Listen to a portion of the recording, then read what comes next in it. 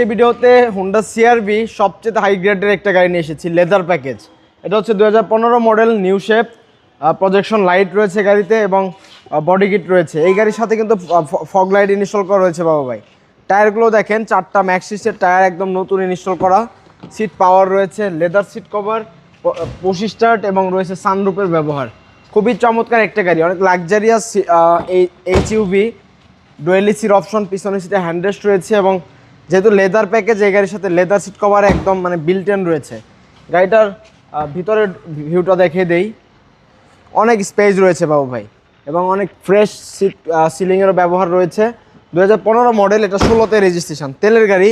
এপাশের টায়ারটা দেখেন অনেক ফ্রেশ এবং রয়েছে ডুয়েল এসির ব্যবহার।